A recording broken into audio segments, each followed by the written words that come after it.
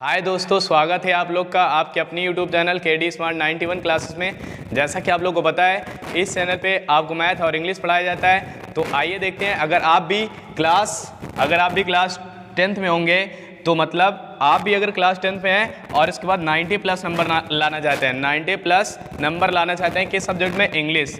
और इस पे इंग्लिश भी पढ़ाया जाता है और उसके बाद इस पे और क्या पढ़ाया जाता है? मैथ भी पढ़ाया जाता है। क्या? मैथ। अगर इंग्लिश और मैथ में आप 95 से प्लस लाना चाहते हैं, 95 से प्लस परसेंटेज अगर आप लाना चाहते हैं तो इस वीडियो के मतलब क्या कहते हैं, इस वीडियो में शुरू से अंत तक बने रहें। और इसके बाद ये जो 2021 का यूपी बोर्ड का एग्ज़ाम होने वाला है, ये उसी के लिए वीडियो बनाई जा रही है। और इसके बाद इसमें 100% ये क्वेश्चन हम श्योर कह सकते हैं कि सेम टू सेम क्वेश्चन फंसेंगे।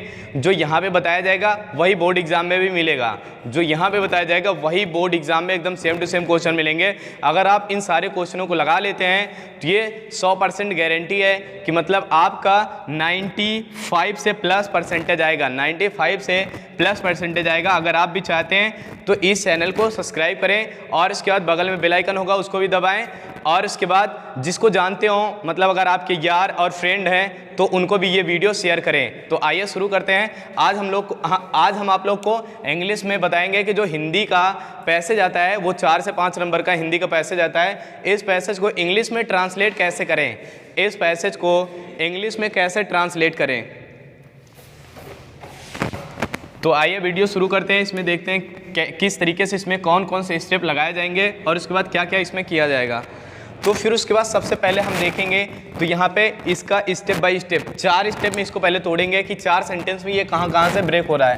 पहला तो ये यहाँ से यहाँ तक, पहला ये ब्रेक होगा। फिर उसके बाद यहाँ पे दूसरा यहाँ से लेकर के यहाँ तक होगा। फिर उसके बाद तीसरा पैसेज, तीसरी लाइन यहाँ से पूरा ये इतना होगा, ठीक, ये इतना 3। और चौथी लाइन ये होगी यहाँ से यहाँ तक। तो अगर ध्यान दें तो इसमें का जितना भी पेपर होगा, अगर पिछला पेपर आप उठा के देखेंगे तो ये जो हिंदी का पैसेज आता है वो एग्जैक्ट कितने नंबर का आता है? 4 नंबर का आता है, एग्जैक्ट 4 नंबर का आएगा। अगर आप भी अपना 4 नंबर सिक्योर करना चाहते हैं तो वीडियो में शुरू से अंत तक बने रहें, ठीक। तो इसमें क्या करना पड़ेगा कि ये इतना जो 4 नंबर है वो 4 नंबर के लिए 4 लाइन आपसे ट्रांसलेट करवाते हैं। 4 नंबर के लिए 4 लाइन आपसे ट्रांसलेट कराते हैं। देख सकते हो कि 4 ही लाइन बनी है, पहली ये, दूसरी ये, फिर उसके बाद तीसरी ये, चौथी ये। 4 नंबर के लिए 4 लाइन ट्रांसलेट कराते हैं। तो इसमें क्या कह रहा है, सबसे पहली लाइन स्टार्ट करते हैं। तो सबसे पहले इसमें 2 चीज़ ध्यान देना है। क्या कि पहले लाइन को हम चेक करेंगे कि टेंस कौन से टेंस में जा रहा है, और उसके बाद टेंस में चेक करने के बाद फिर उसके बाद टेंस चेक कर लेंगे। फिर उसके बाद जो अगर आपको नहीं आता है तो ऐसे बगल में आप उसकी मीनिंग लिख सकते हैं, बगल में ऐसे एक बगल मीनिंग लिख दें। और उसके बाद फिर जिसकी जो कठिन मीनिंग इसमें हिंदी लिखी गई है उसकी मीनिंग अपने खुद से या तो डिक्शनरी से या तो आपके पास स्मार्टफोन है, फ़ोन से निकाल करके ऐसे बगल में लिख लें।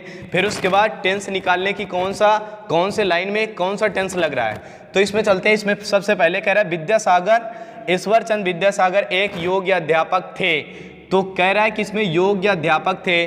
और उसके बाद देखो, इसमें सबसे पहले हम बताए थे कि जब वाक्य में क्रिया नहीं आएगी, क्या, जब वाक्य में क्रिया नहीं आएगी तो वो सिंपल का होगा, ठीक, सिंपल या तो प्रेजेंट का होगा या तो पास्ट का होगा। तो अगर लास्ट में क्या आता है, था, थे, थी आता है, था, थे, थी आता है, तो ये होता है पास्ट का सिंपल। अगर है, हूँ, हो आता है, हैं, हूँ, और उसके बाद हो, अगर ये आएगा तो वो प्रेजेंट का सिंपल होगा। लेकिन इनके वाक्य में कोई क्रिया ना आई रहे, अगर क्रिया आएगी तो ये सिंपल का नहीं कहलाएगा। और इसमें जब इसको बनाएंगे तो इसके लिए सहायक क्रिया लगाते हैं, वाज या फिर वर, वाज या वर लगाएंगे। और इसके लिए क्या लगाएंगे, इज, एम, और उसके बाद फिर आर, इन तीनों में से कोई भी लगाएंगे, जैसा सब्जेक्ट होगा सब्जेक्ट के अनुसार। तो फिर उसके बाद यहाँ पे देखेंगे तो ये प्रेजेंट का नहीं पास्ट का सिंपल होगा। फिर उसके बाद इधर आए तो कई विद्यार्थी उनके पास पढ़ने आते थे। ये तो आप जानते होंगे, जब क्रिया के अंत में ता, ते, ती, क्रिया के अंत में ता, ते, ती प्लस था, थे, थी मिल जाए तो उसको क्या कहते हैं, पास्ट का इंडेफिनिट टेंस। फिर आगे चलते हैं। विद्यासागर ने विद्यार्थियों के सुविधा के लिए व्याकरण की व्याकरण की एक पुस्तक लिखी, व्याकरण की एक पुस्तक लिखी। फिर उसके बाद कह रहा है कि यहाँ पे ये कौन सा टेंस होगा, ये भी बताए थे इसके पहले वाले जो पैसेज बनाए थे इसके पहले एक वीडियो का, तो उसमें क्या लिखा था कि जब वाक्य के अंत में आ या फिर ए या फिर ई की मात्रा आ जाए तो उसको हम लोग कहते हैं पास्ट का इंडेफिनिट टेंस। और इसको बनाते कैसे हैं, एक सब्जेक्ट लिखते हैं, फिर उसके बाद वर्ब की सेकंड फॉर्म लगाते हैं, फिर उसके बाद ऑब्जेक्ट लगाते हैं, ये इतना लिख के फिर उसके बाद बनाते हैं। अब उसके बाद कह रहा है कि उन्होंने शिक्षा की उन्नति के लिए अनेक कार्य किए, ये कौन सा टेंस होगा, ये भी यही होगा, ये देख सकते हो सेम टू सेम मिल रहा है। और इसके बाद ई की मात्रा इसमें देख सकते हो सेम टू सेम मिल रहा है। तो एक बात यहाँ पे ध्यान देंगे कि मतलब इसमें ये मत कहना कि छोटी ई की मात्रा बड़ी की मात्रा ये सब नहीं देखा जाएगा, दोनों होगा इसमें, और ए इसमें दोनों आ सकता है, ठीक। और इसके बाद इसमें छोटा बड़ा दोनों आ सकता है, तो ये ध्यान देना होगा। इसकी मात्रा अगर लास्ट में आ गई तो समझ लेना कि मतलब वो पास्ट का इंडेफिनिट टेंस होगा। तो देख सकते हैं हम इसका सारा टेंस निकाल लिए। अब उसके बाद अगर आप लोग को मीनिंग ना आती हो तो आप लोग मीनिंग भी निकाल सकते हैं, ठीक है, एक बगल, और अगर आती होगी तो कोई बात नहीं। तो यहाँ पे आइए देखते हैं हम कैसे बनाएंगे इसको।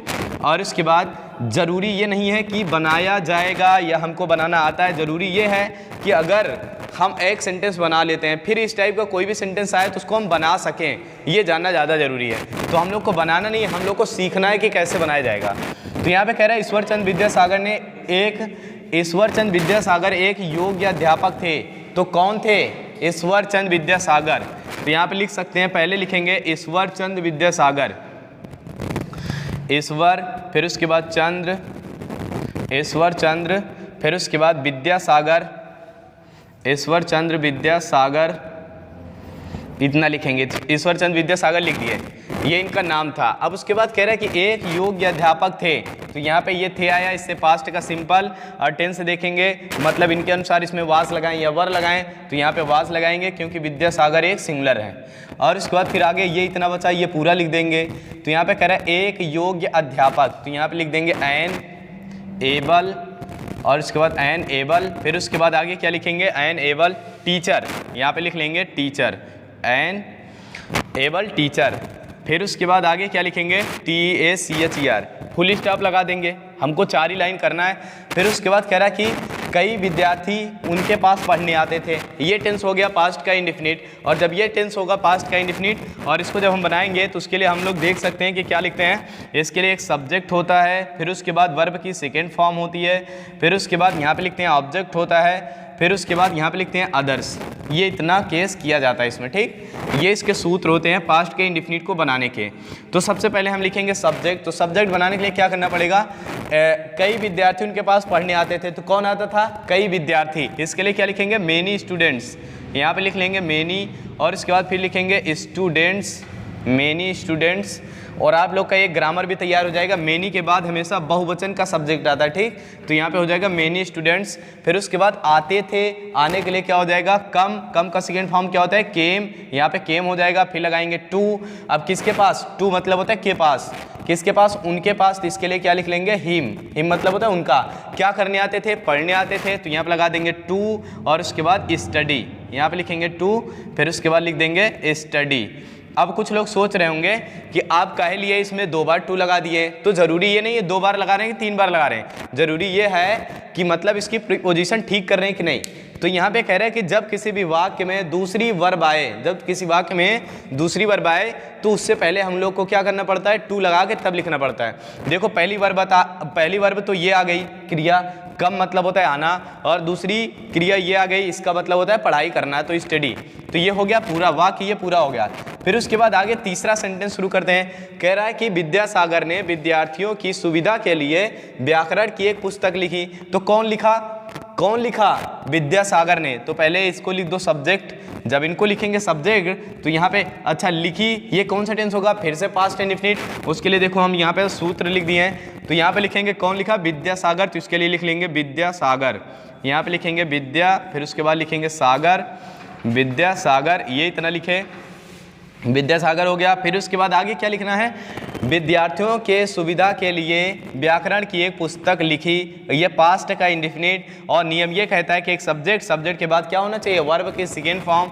तो राइट का सेकेंड फॉर्म क्या होता है, रोट, WROTE, ये हो गया सेकेंड फॉर्म। फिर उसके बाद आगे क्या कहता है, फिर उसके बाद ये कहता है क्या लिखे, व्याकरण की एक व्याकरण की एक पुस्तक, तो यहाँ पे लिखेंगे ए और उसके बाद फिर ए ग्रामर ऑफ बुक, या तो ये कर दो, नहीं ए ग्रामर बुक ये कर दो, या तो फिर बुक ऑफ ग्रामर ऐसा कुछ कर दो। तो यहाँ पे लिख सकते हैं ए ग्रामर बुक, यहाँ पे लिखेंगे ग्रामर, फिर उसके बाद ग्रामर बुक, तो यहाँ पे हो जाएगा ग्रामर बुक, ये इतना हो गया।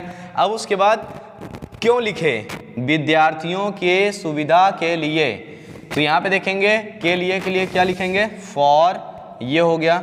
अब उसके बाद सुविधा के लिए लिखेंगे, क्या लिखेंगे, कंफर्टेबल, तो यहाँ पे लिखेंगे कंफर्टेबल, यहाँ पे क्या लिख देंगे,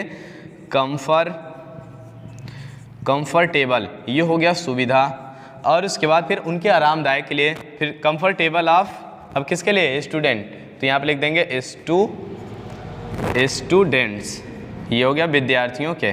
अब आगे एक लाइन और बची है, उन्होंने शिक्षा की उन्नति के लिए अनेक कार्य किए, कौन किया, उन्होंने, तो यहाँ पे इसके लिए क्या लिख देंगे, ही, तो यहाँ पे लिखेंगे ही। उन्होंने में जब ढेर सारे होते हैं, विद्यासागर तो एक लोग हैं, तो इसी वजह से ही लगा रहे हैं। और अनेक कार्य किए, तो कार्य करना का फर्स्ट फॉर्म क्या होता है, डू, और उसका सेकेंड फॉर्म क्या होता है, डिड, तो यहाँ पे, और थर्ड फॉर्म क्या होता है, डन, तो ये इतना याद रखना। और कार्य किए, तो ये कौन सा टेंस होगा, पास्ट का इंडेफिनिट, इसलिए इसमें सेकेंड फॉर्म लगाएंगे, तो डू का सेकेंड फॉर्म होता है डिड, यहाँ पे लिख लिए डिड। अब क्या किए, अनेक कार्य, इसके लिए क्या लिखेंगे, मेनी, फिर उसके बाद क्या लिखेंगे, मेनी वर्क, ये इतना लिख दिए, मेनी वर्क हो गया। फिर उसके बाद कह रहा है कि मेनी वर्क है, ये लिख दिए, नहीं ये अभी नहीं लिखे, ये लिखे, और उसके बाद फिर कई कार्य, ये लिख दिया, बचा ये इतना। कह रहा है कि किस लिए लिखे, शिक्षा की उन्नति के लिए, तो यहाँ पे लगा देंगे फॉर, और उसके बाद फिर इसका मतलब होता है के लिए। अब बचा क्या, शिक्षा की उन्नति, तो इधर से बनाएंगे, तो यहाँ पे प्रोग्रेस पहले लिख लेंगे, प्रोग्रेस ऑफ शिक्षा के लिए क्या लिख देंगे, एजुकेशन, तो यहाँ पे लिख देंगे एजुकेशन। तो ये हो गया हम लोग का कंप्लीट। तो आप लोग को भी क्या करना है, जैसे जैसे हम बताते चल रहे हैं वैसे वैसे आप लोग को भी अपनी कॉपी में लिखते रहना है, ठीक। तो लेकिन एक बात हमको ये ना समझ में आती है कि मतलब अगर हम तुम लोग के लिए इतनी मेहनत कर रहे हैं, तो क्या तुम लोग लाइक और उसके बाद क्या कहते हैं सब्सक्राइब चैनल को नहीं कर सकते हो, बस इतना ही सिद्ध करना है। और इतना करने से तुम्हारा अंगूठा कट जा रहा है तो कोई बात नहीं, मत करो। फिर इतनी मेहनत कुछ समझ में ना आ रही है, मतलब पसीना ऊपर से नीचे जाता रहता है। लेकिन आप लोग को देखते हैं वीडियो पे आएंगे और उसके बाद आने के बाद तुरंत चले जाते हैं। हम समझ ही ना पाते हैं कि कारण क्या है, किस तरीके से बनाएं। भाई साहब जैसे कहो वैसे ही बनाएं, बट लाइक और सब्सक्राइब करना अनिवार्य है। अगर ना करते हो ना तो समझ लो कि ये शिक्षा जो हम तुम लोग पढ़ा रहे हैं ना, एको ना आएगा जब तक सब्सक्राइब नहीं करोगे। तो इस वजह से मतलब क्या कहते हैं कि कम से कम लड़के की मेहनत तो देखो यार, मेहनत पे तो तरस आए। एक वीडियो बनाने के लिए कितनी देर लग जाती है, मतलब मान के चलो एक वीडियो बनाने के लिए 2 से ढाई घंटा लगता है। एक वीडियो में 2 से पूरी कंप्लीट करने के लिए 2 से ढाई घंटा लगता है। कभी कभी तो आज वीडियो बनाओ और 3 दिन बाद वो मतलब क्या कहते हैं अपलोड हो पाती है, 2 दिन बाद अपलोड हो पाती है। तो ये आप लोग को समझ में ना आता है, हम यही नहीं समझ पाते हैं। चलो ठीक है कोई बात नहीं, बट आपकी मर्जी। अगर आप नहीं लाइक करेंगे तो हम आएंगे अब की बार ऐसे अंगूठा आपका काट के और उसके बाद इस पर लाइक करा देंगे और सब्सक्राइब करा देंगे, ठीक। तो ये करें, ठीक है, ठीक है कोई बात नहीं, जैसी आपकी मर्जी। बट ये ध्यान देना कि मतलब मेहनत इतनी ज़्यादा की जा रही है कि अंदाज़ा ही नहीं लगाया जा रहा है, और इसके बाद आप लोग लाइक और सब्सक्राइब भी नहीं करते हैं। चलो ठीक है, तब मिलेंगे फिर से अगले वीडियो में, और फिर से आप लोग को हम गरियाएंगे और आप लोग हमको गरियाएंगे, ठीक है कोई बात नहीं।